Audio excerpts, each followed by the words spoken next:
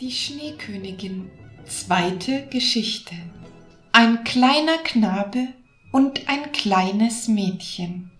Drinnen in der großen Stadt, wo so viele Menschen und Häuser sind, dass dort nicht genug Platz ist, dass alle Leute einen kleinen Garten besitzen können und wo sich deshalb die meisten mit Blumen in Blumentöpfen begnügen müssen, waren zwei arme Kinder, die einen etwas größeren Garten als einen Blumentopf besaßen. Sie waren nicht Bruder und Schwester, aber sie waren sich ebenso gut, als wenn sie es gewesen wären. Die Eltern wohnten einander gerade gegenüber, in zwei Dachkammern, wo das Dach des einen Nachbarhauses gegen das andere stieß und die Wasserrinne zwischen den Dächern entlang lief. Dort war in jedem Hause ein kleines Fenster. Man brauchte nur über die Rinne zu schreiten, so konnte man von dem einen Fenster zum anderen gelangen. Die Eltern hatten draußen beiderseits einen großen hölzernen Kasten und darin wuchsen Küchenkräuter, die sie brauchten, und ein kleiner Rosenstock. Es stand einer in jedem Kasten, die wuchsen so herrlich. Nun fiel es den Eltern ein, die Kasten quer über die Rinne zu stellen, so dass sie fast von dem einen Fenster zum anderen reichten und zwei Blumenwellen ganz ähnlich sahen. Erbsenranken hingen über die Kasten herunter und die Rosenstöcke schossen lange Zweige, die sich um die Fenster rankten und einander entgegenbogen. Es war fast einer Ehrenpforte von Blättern und Blumen gleich. Da die Kasten sehr hoch waren und die Kinder wussten, dass sie nicht hinaufkriechen durften, so erhielten sie oft die Erlaubnis, zueinander hinauszusteigen und auf ihren kleinen Schemeln unter den Rosen zu sitzen. Da spielten sie dann so prächtig. Im Winter hatte dies Vergnügen ein Ende. Die Fenster waren oft ganz zugefroren, aber dann wärmten sie Kupferschillinge auf dem Ofen und legten den warmen Schilling gegen die gefrorene Scheibe.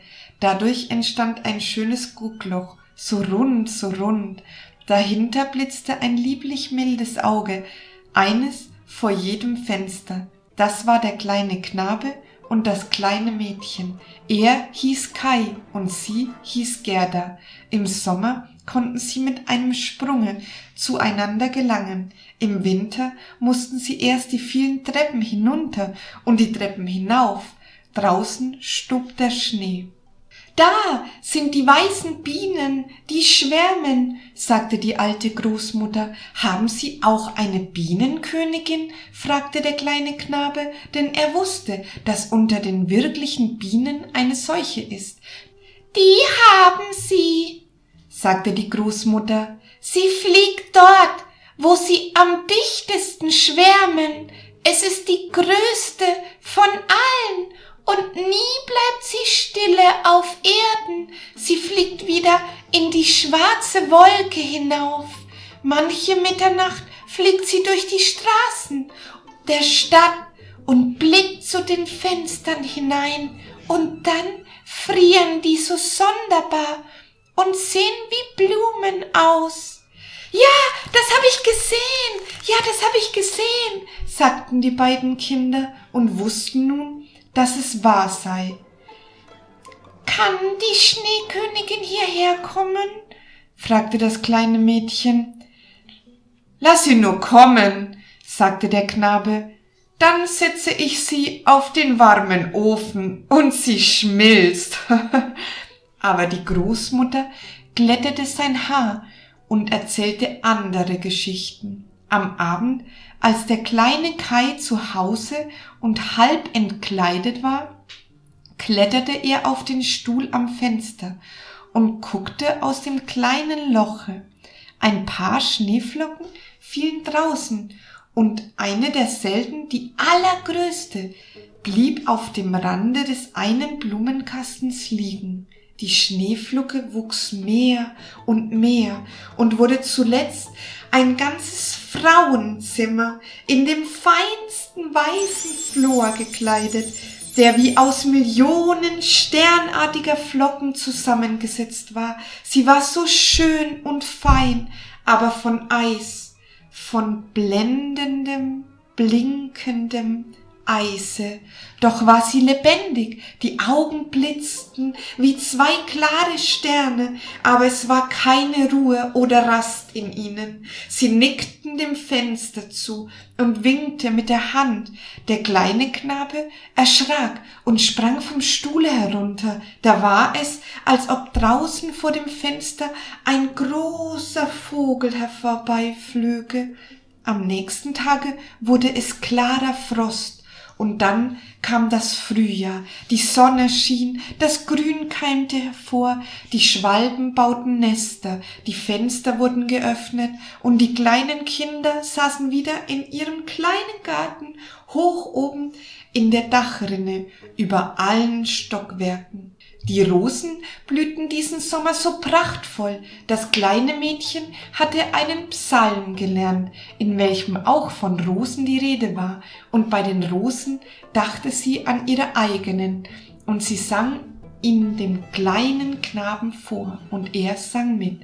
Die Rosen, sie blühen und verwehen, wir werden das Christkindlein sehen. Und die Kleinen hielten einander bei den Händen, küssten die Rosen, blickten in Gottes hellen Sonnenschein hinein und sprachen zu demselben, als ob er das Jesuskind da wäre. Was waren das für herrliche Sommertage, wie schön war es draußen bei den frischen Rosenstöcken, welche mit dem Blühen nie aufhören zu wollen schienen. Kai und Gerda saßen und blickten in das Bilderbuch mit Tieren und Vögeln. Da war es, die Uhr schlug gerade 5. Ding, dong, dong, ding, dong, dong. Auf dem großen Kirchturme, das Kai sagte, Au! Es stach mir in das Herz und mir flog etwas in das Auge. Das kleine Mädchen fiel ihm um den Hals. Er blinzelte mit den Augen. Nein, es war gar nichts zu sehen. Ich glaube, es ist weg, sagte er.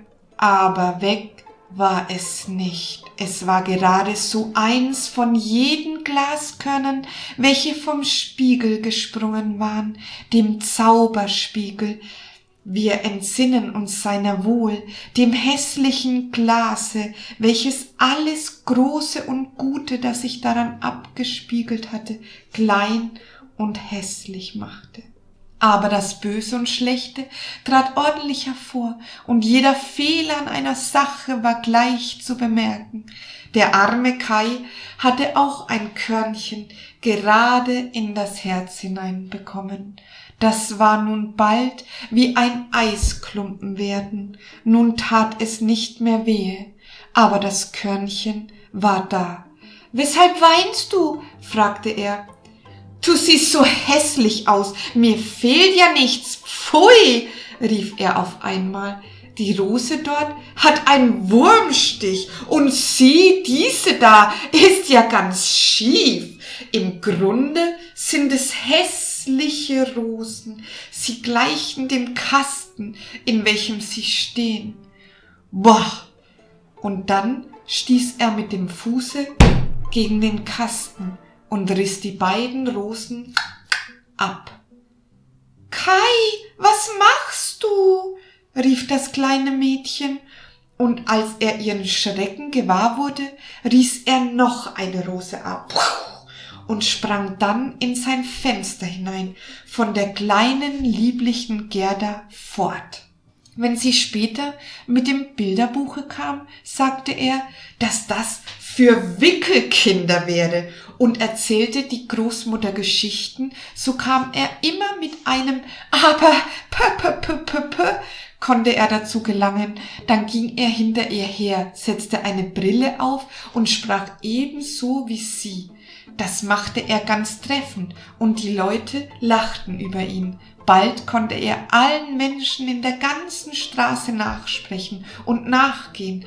Alles, was an ihnen eigentümlich und unschön war, das wusste Kai nachzumachen. Und die Leute sagten, das ist sicher ein ausgezeichneter Kopf, den der Knabe hat. Und es war das Glas, das ihm in das Auge gekommen war, das Glas, welches ihm in dem Herzen saß. Daher kam es auch, dass er selbst die kleine Gerda neckte, die ihm von ganzem Herzen gut war. Seine Spiele waren nun ganz anders als früher. Sie waren so verständig. An einem Wintertage, wo es schneite, kam er mit einem großen Brennglas, hielt seinen blauen Rockzipfel hinaus und ließ die Schneeflocken drauf fallen. »Sieh nun in das Glas, Gerda«, sagte er, und jede Schneeflocke wurde viel größer und sah aus wie eine prächtige Blume oder ein 10-eckiger Stern.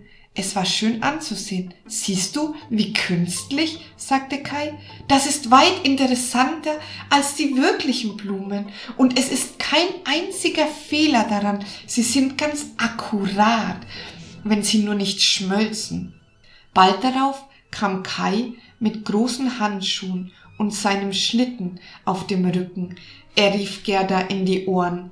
»Ich habe Erlaubnis erhalten, auf den großen Platz zu fahren, wo die anderen Knaben spielen.« Und weg war er. Dort auf dem Platze banden die kecksten Knaben oft ihre Schlitten an die Wagen der Landsleute fest, und dann fuhren sie ein gut Stück Wegs mit. Das ging recht schön. Als sie im besten Spielen waren, kam ein großer Schlitten. Der war ganz weiß angestrichen, und darin saß jemand in einem rauen weißen Pelz gehüllt und mit einer rauen weißen Mütze. Der Schlitten fuhr 2-mal um den Platz herum, und Kai band seinen kleinen Schlitten schnell daran fest, und nun fuhr er mit. Es ging rascher und rascher, gerade hinein in die nächste Straße. Der, welcher fuhr, drehte sich um, nickte dem Kai freundlich zu.